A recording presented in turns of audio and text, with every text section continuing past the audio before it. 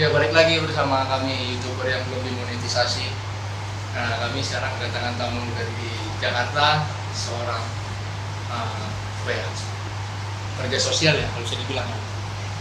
Pekerja seks komersial. Ya, seorang animal defender, yaitu langsung aja perkenalkan diri lah. Saya Doni Hadarutona, ketua sekaligus pendiri dari Animal Defenders Indonesia. Oke. Mobilnya? Saya Francine Wijoyo, dalam hal ini mewakili tim advokasi pejuang hak negara. Jadi belakangan ini di Kota Medan ada kasus yang viral, pembunuhan kucing, penyiksaan, dan sekaligus anjing juga. Jadi kelang berapa hari aja tuh Bang ya?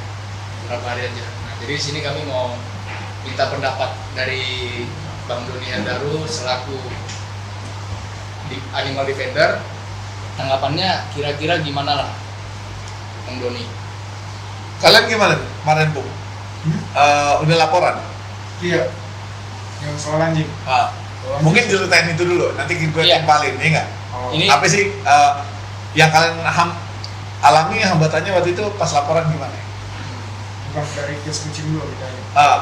Nanti yang anjing dulu, nanti kita buat bandingin terjadinya. Oke. Ya, halo. Saya dengan Doni Halim dari komunitas Dog Lover Sahabat Bumi Medan atau sering disingkat dengan SDM. Kasus yang baru ini beredar, kalau dari sisi kami karena komunitas Dog Lover kami mengenai anjingnya pelaporan. Jadi kemarin ada kejadian pembunuhan sampai mati anjingnya, dipukul, ketahuan melalui CCTV dan beredar di berbagai media. Sebenarnya awalnya saya nggak ngeh gitu ya. Malam sebelum naiknya berita itu udah dikirim sama kawan WhatsApp. Tapi karena berhubung malam ngantuk, udah hampir jam 1, WhatsAppnya sampai gitu.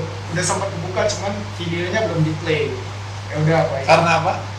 Ngantuk. Ngantuk. Udah malam ya, ngantuk. Jam tinggi Bung, Tinggi ya? faktor U kan. Ya. Nah jadi tidur. Nah besoknya baru ngeh ketika teman-teman di Instagram itu nge-tag banyak banget kan, nge-tag. Jadi penasaran lu. Terus teringat sama video yang semalam teman ada ngirim, samain. Oh ya benar ini. Udah akhirnya ngeliat itu forwardin ke teman-teman SGM dan teman-teman yang peduli terhadap anjing. Nah akhirnya kita buat keputusan lah. Udah kita laporin, kita datang ke Polsek Medan area karena berdasarkan situasi kejadian wilayah kerja polisi di Polsek Medan area di situ kita datangin. Nah sebenarnya hampir sama kayak kasus yang sebelumnya yang kucing sempat diketawain segala macam. Bedanya dengan yang saya lapor berdebat panjang, perdebatannya panjang dan segala macam, dan mungkin karena saya dilihat bukan dari basic orang hukum ya, jadi panjang, saya bawa pasal-pasal tentang urusan hewan segala macam.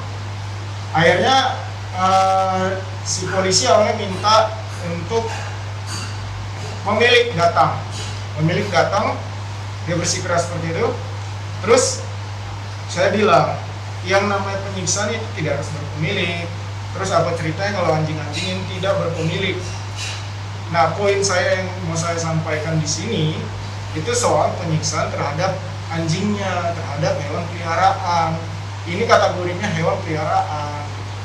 Nah di situ poinnya, karena nanti akan berlaku lagi di kemudian hari kalau tidak ditindak.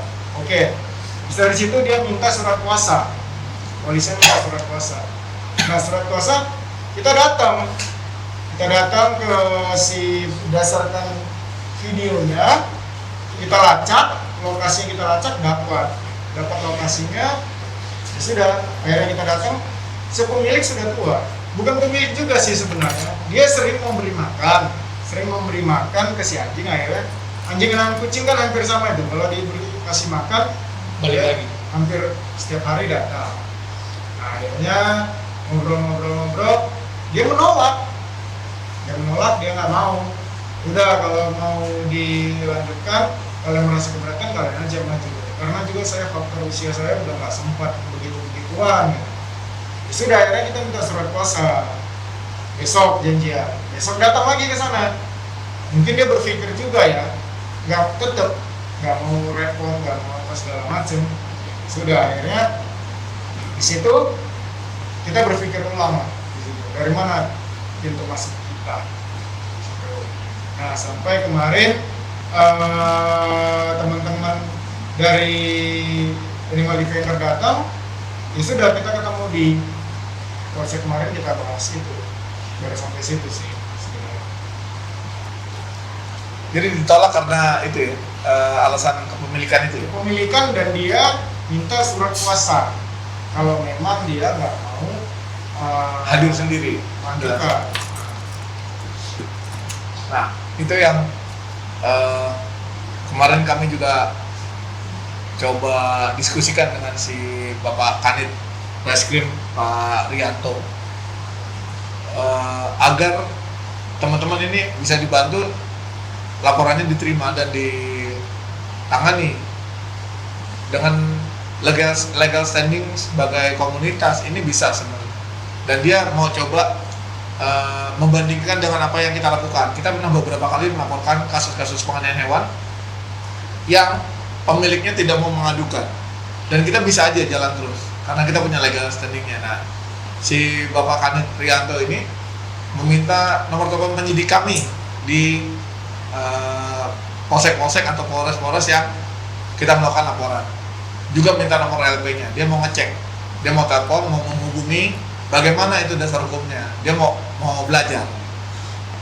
Berjanji dalam dalam beberapa hari untuk kontakan sama Opung Daniel ini untuk melihat hasilnya seperti apa. Ini yang sebenarnya kita tunggu-tunggu. Sementara beliau juga masih sibuk dengan kasus jagal kucing, di mana perkembangannya bukan main.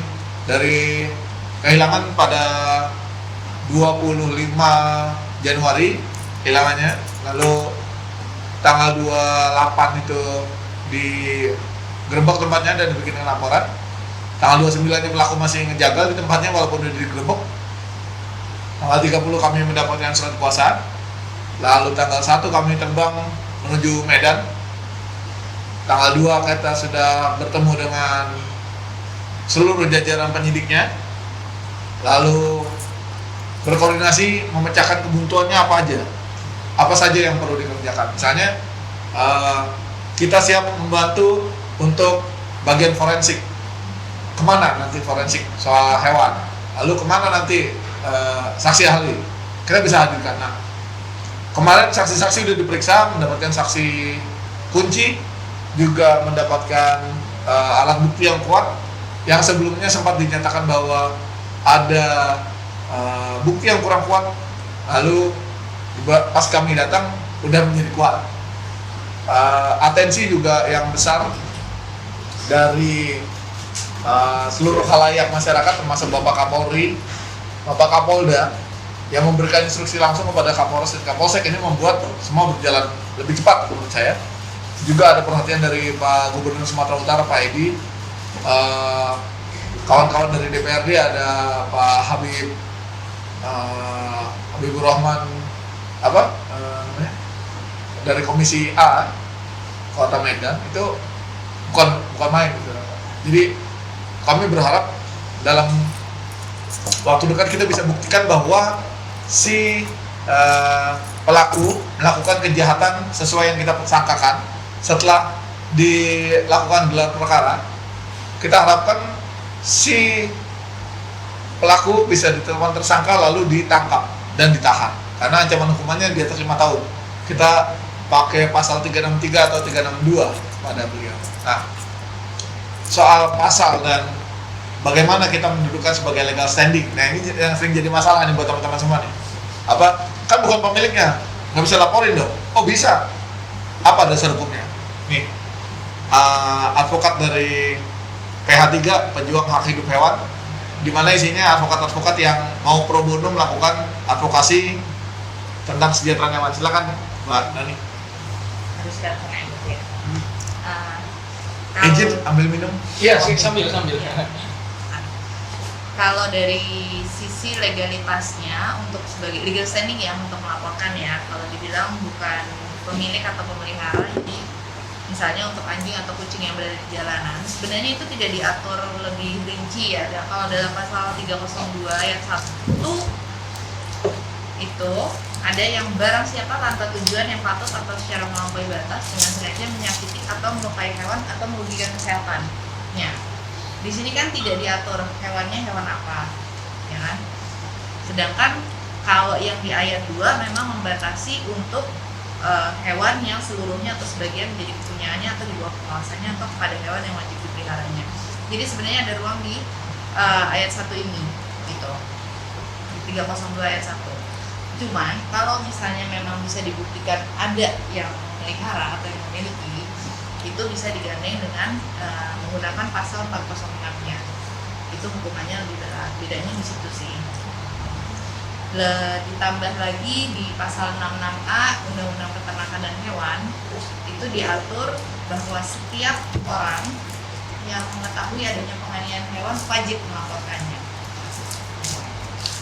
Berarti masyarakat biasa pun Seharusnya bisa, Bisa ya? dan seharusnya bisa diterima laporannya karena yang di pasal 66A itu jelas setiap orang, bukan setiap pemilik atau bukan setiap pemelihara kan. Jadi kalau saya melihat tetangga gitu kan, melihat ada anjing, biarpun ada pemiliknya lah misalnya gitu ya, gitu kan, tapi dianiaya sama pemiliknya. Masa kalau pemiliknya nggak lapor, terus Siapa jadinya lagi? nggak bisa diproses kan? Logikanya kan seperti itu gitu kan. Jadi sebagai tetangga saya harusnya bisa dong melaporkan ada kasus penganiayaan nih, anjingnya malah dianiaya oleh pemiliknya gitu. Kalau misalnya laporan tidak terima karena ada pemiliknya, ya bagaimana anjing ini bisa meninggal gitu kan kalau menunggu gitu misalnya gitu kan, sebagai contoh kasusnya. Dan kemudian ada beberapa kasus yang Bang Doni coba laporkan dan bisa ya, Ya, Bang bisa. Doni kan dengan mewakili itu. Kasus gagang sapu, kucing gagang sapu Bekasi, Iya. kucing ciu Tulungagung, kucing lempar keselokan di Safat Medan, Medan Deli tuh. jadi apa namanya, kalau kita bilang secara seorang apa ya, kok sampai maulah berkorban, itu hanya sekedar binatang. Kalau kita sebagai abang animal defender dan Bang Daniel sebagai dog lovers gitu kan, dari sisi mana sebenarnya dilihat supaya kita juga bisa memberikan edukasi juga kepada orang-orang Indonesia ya, khususnya Medan lah, segala sesuatunya itu bukan untuk disiksa kan gitu kan. Dari sisi mananya lah bisa disampai terbeban lah, padahal kan abang ini orangnya metal nih ya kan gitu kan. Masa sih? Anak metal hardcore. Abang ini anak punk kan dulu kan, Melo total. melo total kan. Wah, panjian. Dari, dari sisi mana lah harus dilihat supaya orang pun juga bisa mengambil sisinya itu ya, nggak peduli. Kalau gue sih ngeliatnya gini, marilah kita berperilaku sebagaimana kita mau diperlakukan. Kalau lo nggak mau disakitin, lo nggak boleh nyakitin. Kalau lo nggak mau dicubit, lo jangan cubit. Lagian ini juga cuma binatang. Kita emang apa? Emang kita bukan binatang. Kita kingdom animalia lah, sama. Cuma kebetulan kita lebih brengsek aja, punya logika. Yang ngerusak bumi siapa sih? Manusia. Ini alam semesta nggak ada manusia oke aja. Zaman dinosaurus juga oke aja kan. Kalau manusia tanpa alam nggak bisa. Jadi buat gue salah satu kompensasi bahwa manusia harus menjaga lingkungannya juga. Kita harus juga membela hewan-hewan ini. Ya kalau mereka sakit mati ya nggak apa-apa. Tapi kalau mati karena disiksa, itu unnecessary killing. Nggak boleh. Kalau kalian perlu makan ayam, dipotong, bunuh, silakan. Kok nggak belain ayam? Katanya animal defenders. Ya gue baru bisa sambut anjing sama kucing. Kalau lo merasa perlu belain ayam, gue jadi chicken defender, nggak masalah. Nggak masalah, Buat ya. itu aksinya. Silahkan kan Gue gitu. bubarin tuh pecel lele. Kamu nggak larang. Iya. Nggak akan gue halang-halangin. Lo mau jadi kecoa defenders kayak, mau belain kecoa lovers nggak masalah, gue nggak akan halangin. Keci tutup ya. Silakan, McDonald. nggak masalah. Kok diem aja? Hewan lain di aniaya, kok diem aja ketika Idul Adha? Lo aja sono, lawan sono. Mau ngomong apa? Ya gue first thing first, gue melakukan apa yang gue bisa gue lakuin. Itu kan cuma kucing, itu kan cuma anjing. Iya, lu juga cuma manusia. Lu mati juga gak kenapa-napa, lingkungan lu coba aja. Gua mati pun lingkungan gua gak kenapa-napa, cuma sedih doang. Jalan terus sudah habis itu. Ya jangan sombong. Kita tuh hidupnya cuma sekejepan mata doang. Iya, betul. Jadi umur yang pendek, yang kita bukan apa-apa, nggak membuat kita harus lebih sombong sih daripada yang lain. Termasuk pada Untuk binatang, binatang, ya. pada semua binatang. Kalau kita diberikan anugerah, kita punya logika, maka logika ini harusnya mengangkat derajat mereka yang belum tinggi agar jadi sejajar. Bukan kita malah semena-mena sama yang lemah. Kita jadi superior karena kita punya logika, betul. Tapi menjadi superior karena kita menindas yang inferior, buat saya bukan konsep yang oke. Nanti lu dianiaya sama yang lebih kuasa gimana? Nangis lagi minta ampun. Ya, tadinya galak, tadinya gagak, penuh aniaya, gerak dianiaya sedikit, ampun, ampun. Kira-kira pernah nanganin nggak orang kayak gitu abang? Hah? Pernah nggak jumpai orang yang seperti itu bang? Oh, galak di sosial media, galak, oh, bla bla bla bla, parahnya ciut, cepirit, ya, Sama ya kan? gitu. Mencoba opung tuh, apa tanggapannya tuh? Ya kalau Ya, menyambung tadi. Sebenarnya gini, kalau mau tahu simpelnya itu, kalau aku kacamata aku melihat pembagian tadi bicara soal detail khusus, yang kita bicarakan konteksnya di sini adalah hewan peliharaan. Hewan peliharaan itu dengan hewan ternak itu berbeda. Nah, kemudian kalau mau tahu supaya nggak menyiksa hewan peliharaan pada khususnya, yaitu coba pelihara. Mau tahu anjing itu gimana ya harus pelihara. Mau tahu kucing itu gimana ya harus pelihara. Jadi biar pengalaman memelihara itu yang kemudian bisa menyentuh hati kita. Gitu. Nah, kalau kemudian kayak tadi menyambung misalnya ada pencinta nyamuk gitu atau ada pencinta, ya udah coba pelihara aja ya, barangkali kedepannya bisa membuat organisasi seperti itu. Jadi tambahan terakhir juga, persoalan berkesinambungan semuanya antara alam dan makhluk hidup itu berkesinambungan. Ya, cuman tidak semua yang harus diurusin juga, karena kita mempunyai keterbatasan juga sebagai manusia. Ya sanggup kita hanya bicara hewan domestik, ya kita fokusnya ke hewan domestik gitu. Tapi bukan berarti juga untuk binatang-binatang lain kita tidak Berempati. tidak berempati, kita tetap ada gitu. Tapi ya kembali lagi kita bekerja sesuai dengan kapasitas masing-masing. Jadi seperti itu. kayak Bang Daniel bilang tadi, coba kita pelihara. Ya kan, kalau aku pantengin itu YouTube-nya Animal Defender, ada yang udah pelihara tapi dibiarin. Dia memeliharanya orientasinya apa? Ada orang, nggak semua juga sih. Ya ini mau aku tambahkan, nggak semua juga yang memelihara itu bertindak dengan baik. Ada orang pelihara karena dia money oriented. Di anjing itu banyak breeder. Bukan saya bilang breeder semua jelek ya, enggak. Ada breeder yang baik, ada breeder yang bertanggung jawab, ada. Tapi rata-rata itu money oriented yang sepengetahuan saya ya, gitu. Cuman bukan semuanya, ada juga yang memang dia breeder tapi dia bicara soal kesejahteraan hewan juga ada, gitu. Nah jadi konteksnya tadi saya katakan dia harus memelihara karena itulah awalnya. Misalnya saya ini dulunya pelaku kekerasan terhadap anjing dan kucing. Kucing datangnya jijik banget kan, disepak gitu. Nah tiba-tiba suatu hari saya melihara dan ternyata tingkahnya kucing itu bisa menggugah hati. Akhirnya saya nggak jadi pelaku kekerasan terhadap kucing lagi. Nah itu bisa jadi jalan pintu masuk maksudnya.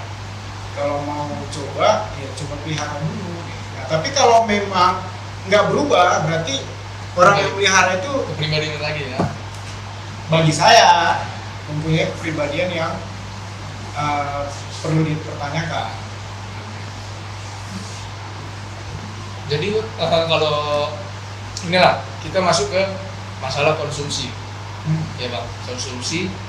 Nah kita ya kalau kita bilang di agama Kristen itu boleh konsumsi apa aja kan gitu kan, kita Muslim boleh konsumsi apa aja. Nah, kenapa orang komunitas ataupun animal defender itu menolak keras jangan dimakan anjing? Ada yang pertama poinnya satu, ada yang kalau orang awam kalau orang yang mau konsumsi bilang untuk daya tahan tubuh kan gitu ya, untuk daya tahan tubuh atau untuk kesehatan. sakit. Nah, kesehatan. Nah, terus ada yang membakar, kadang ada penyakitnya anjing ini, jadinya penyakit gitu ya, jadinya penyakit. Nah, kira-kira gimana lah nih apa namanya kesimpulan atau ceritanya yang realistisnya? Pembagian sebenarnya tadi kembali Klasifikasi ya? Ya. Klasifikasi tentang Hewan ternak apa yang dan- bisa dimakan. hewan ternak dan hewan peliharaan. Nah, dan juga ada terbagi lagi hewan langka gitu. Nah, anjing dan kucing itu masuk kategorinya hewan peliharaan, bukan hewan ternak. Nah, kalau mau ditarik sejarahnya juga, sejarah itu ini aku berbicara dari sisi dog lover ya. Kalau dari sisi kucing ya bukan ranahku gitu, karena aku dari komunitas dog lover gitu. Nah, kalau bicara soal konteksnya misalnya anjing itu kenapa kita menolak mengkonsumsi? Pertama karena tadi faktor sejarah. Nah, di zaman sejarah lama, sepemahamanku anjing itu dipakai sebagai kawan berburu dengan manusia ketika dia jalan ke hutan, bukan untuk dimakan.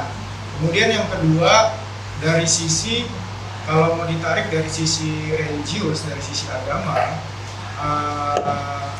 aku nggak paham ya kalau ini yang lain, tapi kalau tadi misalnya dibilang dari agama yang non muslim, misal Kristen, nah dari sisi Kristen juga di Alkitab, sepemahaman saya itu nggak pernah anjing dijadikan Anjuran, tidak pernah ada anjuran di Alkitab. iya, yang ada malah Gue udah baca semua. Musa waktu itu kan dicoba kesetiaannya, Iya, diuji. digantinya dengan Domba. domba, bukan anjing. Dan di Alkitab itu nggak pernah dari Kejadian sampai Wahyu anjing jadi makanan. Nah, itu dari sisi agama. Kemudian yang ketiga dari sisi hukum, tadi itu pengklasifikasian tadi itu. Nah, anjing dan kucing bukan sebagai pangan, hewan yang untuk dipelihara. Nah, kemudian yang keempat ada faktor kedekatan secara emosional. Nah, anjing itu terkenal dengan kesetiaannya dan banyak memiliki fungsi sebagai teman manusia, baik di kala sedih maupun di kala senang. Anjing itu bisa menyambut kita duluan daripada pasangan kita ataupun keluarga kita. Emang punya pasangan, Bu? Hah? Oh, nggak ada pun. Gitu ya? Dilepas nih. Jangan. Udah coba mana? Biasa lah, yang penting panjang. Cowok ya. Nah, jadi seperti itu. Dia mampu menyambut kita lebih duluan. Gitu. Nah, jadi maksudnya banyak faktor-faktor lagi yang sebenarnya bisa kita kerucutkan. Tapi kacamata aku melihatnya dari 4 faktor tadi. Nah, terakhir, lupa persoalan tadi. Itu tadi sudah kita tadi bahas diskusi dengan teman juga.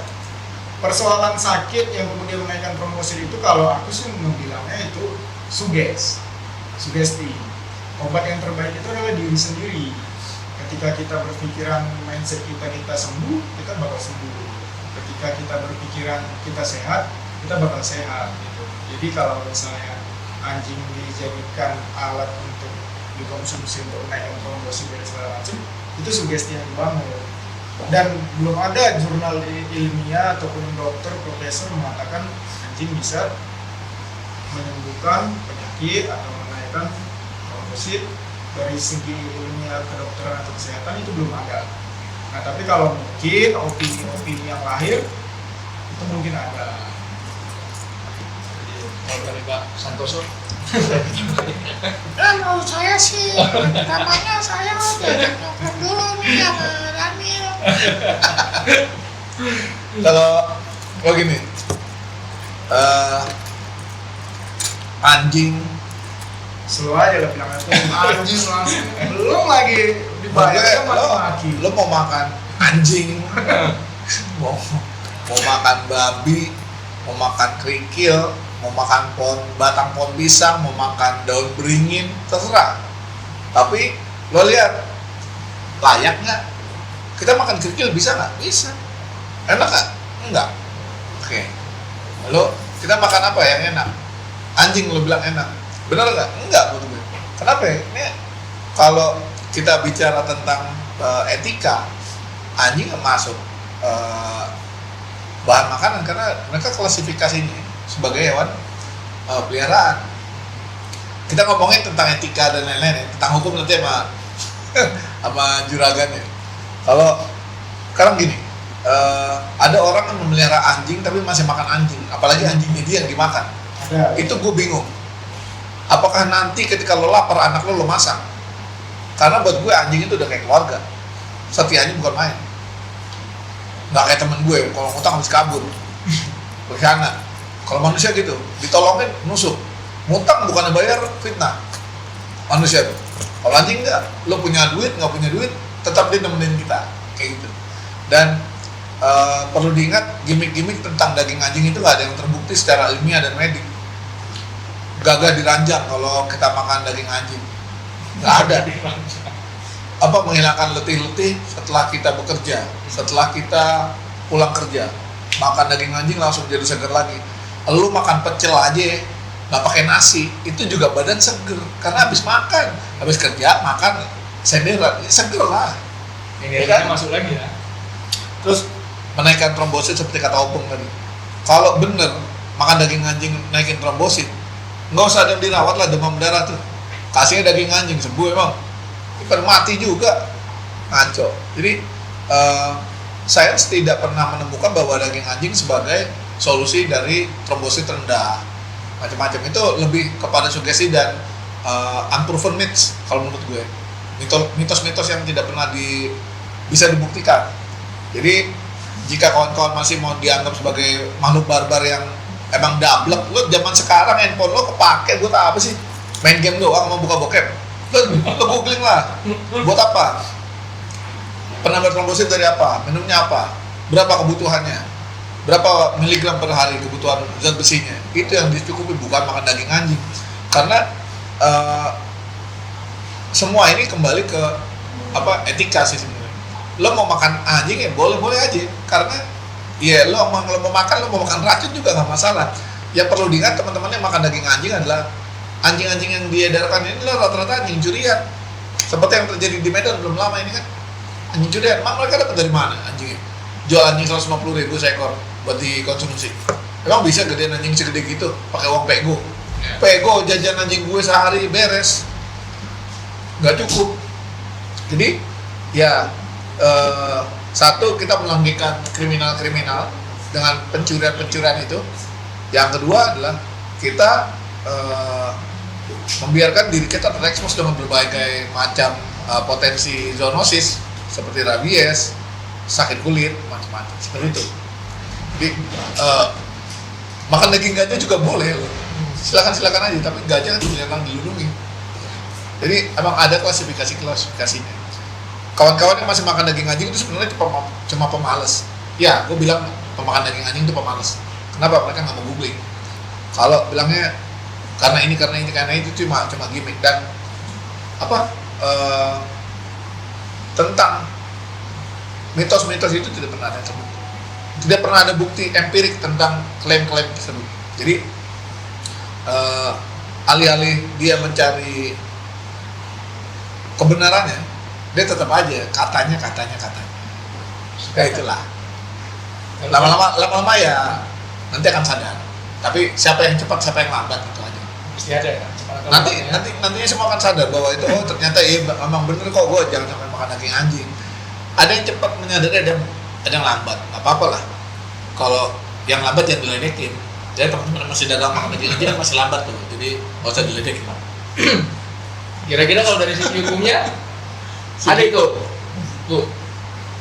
Kalau terkait dengan pangan itu jelas tidak mengatur mengenai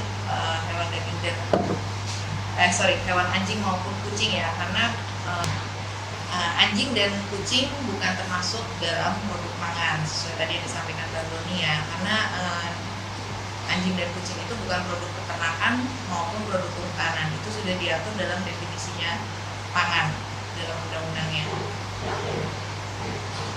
Gitu ya. Ya. Jadi dari segi hukum pun juga ada gitu kan. Nah, itu pun jatuh-jatuhnya pun hukum juga. Kenapa? Dia mau banyak yang konsumsi, akhirnya ngejual, mencuri, jatuh lagi hukum lagi kan gitu jadinya. Ya, ada sanksinya lah. Sanksinya ya. Oke lah, kita sedikit Bang Doni ya, sedikit menggeserkan kasus yang terjadi di Medan. Ini ada dua sisi yang mau ditanyakan nih, sebagai pemilik anjing lah, kayak aku lah salah satu pemilik anjing. Saya dulu punya anjing sakit kan gitu kan, saya selalu bertanya, kira-kira boleh nggak disuntik mati daripada saya kasihan lihat dia sakit-sakitan. Nah tapi ada yang bilang juga biarkanlah dia menikmati hidup gitu, ada yang nggak bilang jangan disuntik. Nah kira-kira gimana nih dua sisinya ini? Buat gue nih, Iya Bang Doni. pertama buat gue, kita tidak menciptakan nyawa maka kita tidak bisa mencabut nyawa. Satu, itu konsep gue dulu. Tapi dengan pertimbangan-pertimbangan humanis, di mana hewan yang bisa kita nilai apakah dia bisa lanjut hidup dengan normal atau tidak, apakah dia bisa hidup dengan terlepas dari rasa sakit selanjutnya atau tidak, apakah hidupnya akan terus penuh rasa sakit, apakah hidupnya akan tersiksa atau bisa bahagia. Itu akan pertimbangan kita. Gue pernah dihadapin dengan kasus harus suntik mati. Waktu itu kondisinya kucing kankernya udah brutal banget dan membuat kucingnya jadi susah napas. Dibiarin hidup bisa hidup melalui infus. Tapi kalau dia nggak diinfus dia mati nih. Jadi sebenarnya dia udah jadi zombie ya. Jadi zombie. Dokter menawarkan kalau mau kita bantu lewat ya kita bantu aja dong, karena kondisi sekarang udah tidak memungkinkan buat dia. Jadi buat gue ketika sampai kita pada pilihan itu, sakitnya sakit yang bagaimana? Jangan cuma sakit kulit lalu disuntik mati. Kalian mah pemalas. Iya. Itu perlu digamparin. Kalau sakit kulit doang suntik mati gitu. Tapi kalau yang kayak tadi tumornya udah besar banget dan mendesak alat pernapasan yang ada, jadi normal pun dia nggak akan bisa. Jadi dia tidak bisa menikmati hidup, tidak bisa lepas dari rasa sakit dan tidak bisa bahagia selanjutnya. Ya kita bisa bantu dia untuk pergi. Tapi kalau cuma sakit-sakit ringan gitu ya, nggak pernah ada opsi seperti itu. Jadi kalau gue nunggu sampai detik terakhir, bukan berarti dia harus tersiksa dulu baru gue bantuin pergi. Enggak, kita lihat aja. Misalnya apa sih yang bisa kita kerjain sebenarnya? Kita mau repot apa enggak soal suntik mati. Gue pernah punya anjing, si Aura namanya, kata dokter ini bakal sakit banget nih, pinggang dia kelindes begini, suntik mati aja ya. Bentar dok, saya pikirin. Dokter Magda tidak sembarangan memberikan saran untuk suntik mati. Gue mempertimbangkan itu. Kenapa dia bisa sampai mempertimbangkan itu dan beritahu ke gue? Tentunya punya pertimbangan khusus gitu kan. Gue pikirin, gue enggak, seumur hidupnya bakal ini nggak bakal bisa kekontrol karena udah putus, rusak backbone ini. Gue terima resikonya dia seumur hidup yang ngurusin tokainya berantakan. HP detik ini masih tokainya masih berantakan kalau di jalan. Ini masih hidup. Masih hidup. Nah, gue rela aja, yang penting dia bahagia. Dan dia ternyata bahagia. Dia bisa berenang dengan hanya kedua kaki depan, belakangnya buntung kan. Berenang, lari cepat. Keputusan gue tepat. Dan pernah ada kucing yang suntik mati aja karena ketabrak kereta. Kelindes kereta, kakinya tiga-tiganya putus, sisa cuma satu. Kakinya tiga-tiganya di samping dia, putus. Udah syok, badannya kehabisan darah. Hidup tuh, bahagia sekarang gendut, bulat kayak bakso. Kira-kira kalau dia nggak bahagia, dia nggak gendut dong, ya kan? Gitu, pertimbangan itu. Lo mau repot apa enggak? Anjing saya udah kanker, udah gede banget, udah bau busuk banget, kenapa nggak diangkat? Umur berapa? 13 tahun, 14 tahun, nggak diangkat, rep. Bisa bahaya kan? Jadi apa, dia cuma tiduran doang dan busuk, ya udah bantu pergi misalnya. Jangan, kalau gue untuk memutuskan sesuatu yang krusial, gue akan biasanya second, third, second, third, fourth opinion. Nggak cuma si satu dokter itu doang, gue percaya. Gue kan akan gerilya, gue ke dokter-dokter nanya pendapat. Kalau mayoritas bilang A, gue tembuh A, nggak akan gue tembuh B. Ada dokter yang sekolah, dokternya rekomendasi ya, jangan dokter baru lulus yang nggak punya jam terbang tinggi, itu yang repot. Kalau gue sih begitu, karena gue nggak menciptakan nyawa, maka gue tidak berhak mencabut nyawa abuser gue mau. Nah kalau mau lihat tadi binatang peliharaan yang diselamatkan Bang Doni itu bisa dilihat di channelnya di Vendoran Animal sih Bang. Di Nah, saya bahas kan ada. Hah? Nggak jadi nih. Di Vendoran Animals, ya nanti di situ semua ada itu. Kalau menurut Bang, Belum pernah ngalamin seperti itu ya. Mau. Yang jelas Mau. jangan. Karena terakhir anjing blue golden itu mati bulan 6 apa 7 gitu. Itu juga gitu, udah gak makan, udah dia punya perut juga udah kurus gitu ya. Dan rata-rata memang kalau anjing yang udah mau mati itu biasanya udah malas makan, udah susah banget dimakan. Nah jadi sampai terakhir ya dia matinya di bawah kolong mobil waktu itu. Panggil biasa dia sekali panggil aja langsung datang, berulang kali panggil nggak nongol, pas mau ngasih makan tuh siang-siang lihat di bawah kolong, wah ternyata dari situ kirain tidur, gini-giniin kakinya, wah ternyata udah lewat. Ya sampai sekarang sih belum pernah ya ngalamin kayak gitu, tapi kalau seandainya dihadapkan seperti itu belum sanggup sih untuk langsung suntik matinya, karena sesakit apapun dia, kalau mindsetku mengatakan ya lanjut dulu, tergantung dia kuat atau tidak, kemudian kitanya masih setia juga nggak melayani dia di detik-detiknya, walaupun memang dia akan mati juga mungkin. Nah, tapi kan ilmu ini kan bisa berubah ya, zaman bergerak, pengetahuan juga pasti bertambah. Artinya nggak semua juga yang dikatakan dokter 100% benar gitu.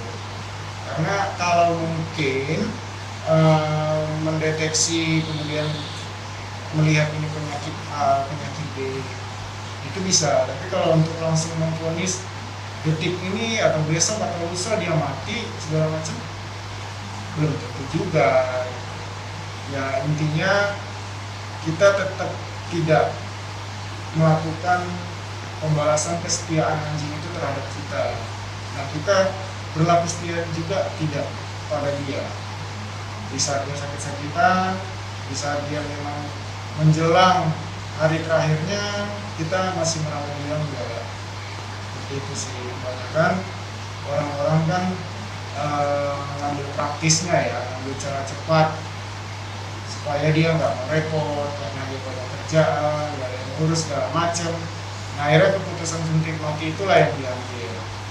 Tapi sebenarnya itu nggak alasan juga. Kalau memang masih ada kawan yang satu rumah, entah itu kakak, abang, adik, bapak, mama, itu bisa dititipkan kalau memang ada sibuk. Itu sih. Jadi memang persoalan komitmen. Poinnya di komitmen dari awal. Kalau komitmennya dari awal memang mau memelihara, bukan dengan cara praktis atau bukan dengan cara cepat juga. Seperti itu. kalau kita bicara komitmen nih Bang, nah, Kayak orang kawin ya. seperti apalah? Iya, maksudnya seperti apalah pemeliharaan yang baik gitu. Dan itu pun ada nggak di hukumnya ketika kita tidak baik memeliharaannya? Udah di mulut, Mbak. Iya. Ya, ada tadi kan ngomong. Enggak, maksudnya Iya. kita bicara komitmen. Bicara komitmen kan ini kan bang. Ya udah, kesana. Melihara yang baik itu gimana? Terus kalau misalnya kita meliharanya nggak baik, ada nggak hukumnya? Nah, Iya. Ya sama. lah. Mempipar. Kalau komitmen yang baik bagaimana? Oh ya, yang jelas yang tentang bagaimana kita memperlakukan dia dengan baik. Contohnya dia mempunyai tempat tinggal yang layak. Tempat tinggal itu bukan berarti dia harus dikurung-kurung terus ya, enggak, itu salah. Sebenarnya buat anjing galak itu adalah karena dia dikurung terus. Anjing apapun itu, bukan hanya yang anjing temperamental, anjing sekecil apapun kalau dia dikurung terus, dia pasti galak, dia pasti akan menggonggongi atau menggigit orang. Nah, kemudian selain tempat yang layak, makanan yang layak.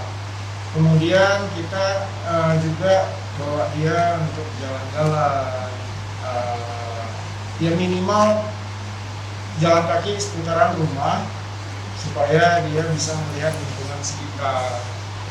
Nah kemudian kalau dia sakit, itu tadi sebelumnya sudah kita bahas, kita merawatnya dengan baik dan sampai dia benar-benar tiada. Kita harus setia untuk merawat dia seperti itu. Nah kalau dari sisi-sisi yang lainnya bisa ditambahkan. Kemudian ada utama dulu langsung.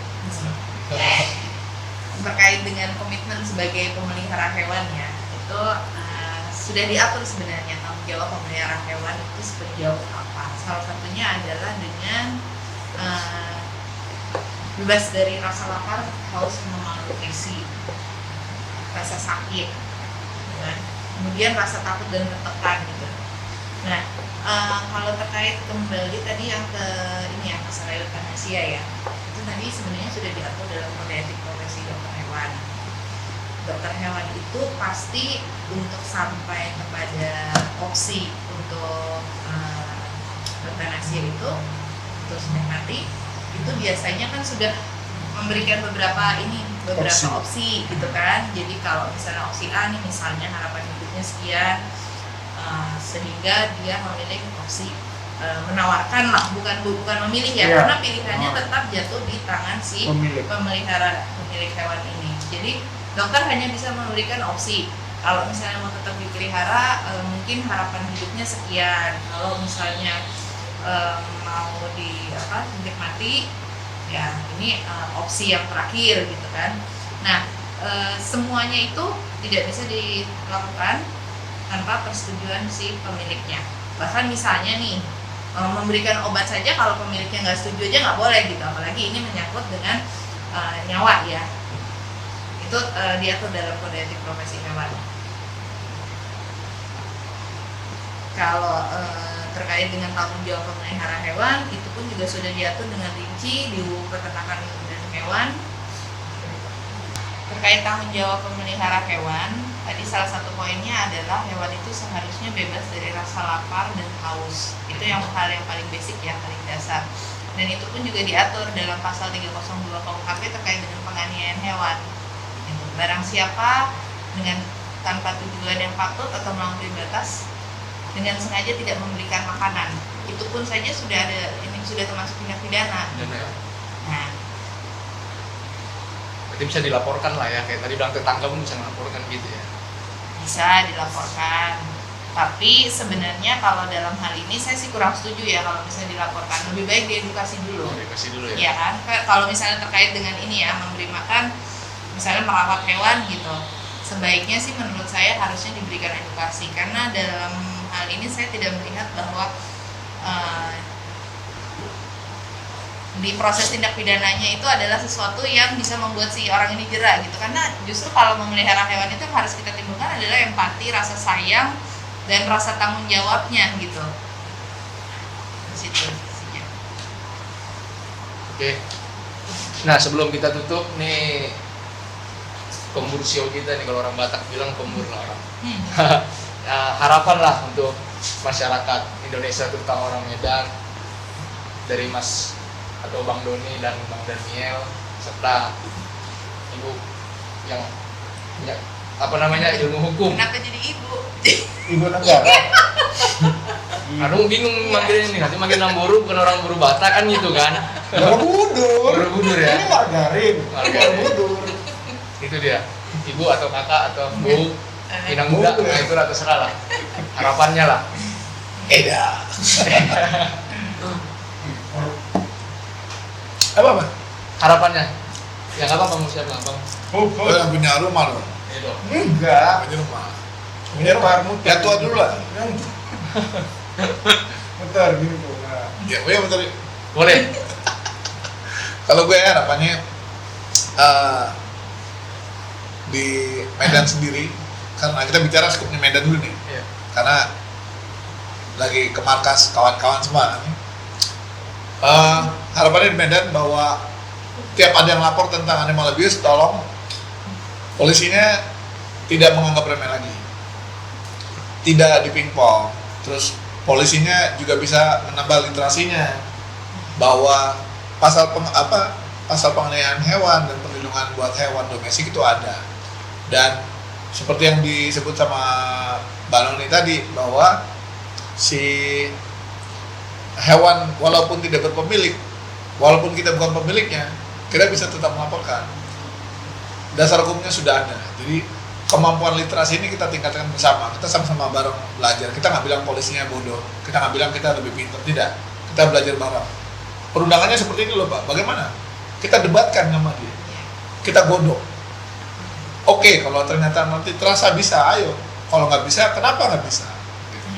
Itu harapan saya, bahwa laporan-laporan animal abuse bisa diakomodir lebih baik. Terlebih ada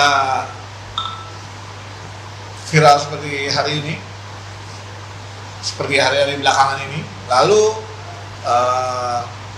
penuntasannya jangan cuma terima laporannya ya, tapi ditutasin sampai mana nih? Mau apa? Kalau gue berharap salah satu tonggak pendirian dari perjuangan perlindungan hewan domestik itu bisa datang dari salah satunya kasus yang ada di Medan ini. Medan banyak juga loh kasusnya loh, lumayan sering nih. Jadi harapan gue tonggak perbaikannya juga ada di Medan, karena nanti kita punya perangkat-perangkat pemerintahan sama legislatif yang pro pada kesejahteraan hewan. Ini yang mesti kita tunggangi nih momentumnya nih, agar kita punya akselerasi dalam perbaikan animal welfare khususnya di Medan. Itu harapan gue. Harapan Komunitas. Kalau harapannya untuk sesama dog lovers, ayo kita sama-sama sadar, jangan hanya sekedar melihara anjing di rumah aja, tapi juga bicara sebenarnya arti lovers itu kan kita cinta. Nah, artinya kalau bicara cinta bukan cuma milik kita aja, tapi milik-milik yang berpemilik dan tidak berpemilik juga harus tetap kita cintai. Nah, artinya sebenarnya mempunyai satu tujuan yang sama, bahwa apapun anjing, ras atau tidak ras itu sama-sama mereka mempunyai kesetiaan, mempunyai kedekatan emosional dengan manusia. Artinya nggak ada beda. Ada bedanya satu, asal usulnya aja gitu. Asal usulnya golden, ada yang dari Inggris, dari Amerika, husky dari Rusia sana. Nah, cinta mani dari Bali, Indonesia. Nah, hanya itu. Tapi pada prinsip dan dasarnya mereka sama semua. Artinya, ayo kita sama-sama lebih peduli lagi. Kalau ada case-case seperti yang sebelumnya ada kasus penyiksaan, pembunuhan, kita bergandengan tangan sama-sama, kita duduk, kita bahas ini baiknya seperti apa. Nah, jadi bukan sibuk dengan hewan peliharaan kita aja. Kemudian untuk instansi pemerintahan ataupun kepolisian juga lebih welcome terhadap diskusi, terhadap laporan-laporan yang terjadi untuk penyiksaan hewan domestik, dan untuk orang-orang yang sering makan gitu, ataupun orang-orang yang pelaku penyiksaan. Pelan-pelan coba cari tahu kebenaran, atau pelan-pelan coba diskusi. Kalau mau diskusi dengan SGM siap. Digelar aja lapaknya mau di mana, apa yang mau kita bahas tentang itu siap, supaya kita sama-sama belajar, sama-sama paham kenapa anjing itu menjadi sahabat manusia dan tidak boleh konsumsi seperti itu. Kalau harapan saya, karena saya juga sebagai penyayang hewan juga ya, kalau misalnya memang tidak suka, janganlah menyakiti, apalagi sampai menganiaya yang menyebabkan kematian. Dan kalau ada yang melihat tindakan-tindakan penganiayaan ini, yang pertama adalah kumpulkan bukti-bukti sebanyak-banyaknya, perkuat bukti-buktinya, dan jangan takut untuk melapor. Itu sih. Oke, jadi itulah perbincangan kami. Terima kasih para netizen yang telah menonton, dan jangan lupa kunjungi channel Animal Defender, aktivitasnya diikuti ya. Terima kasih. Mulyati Goda.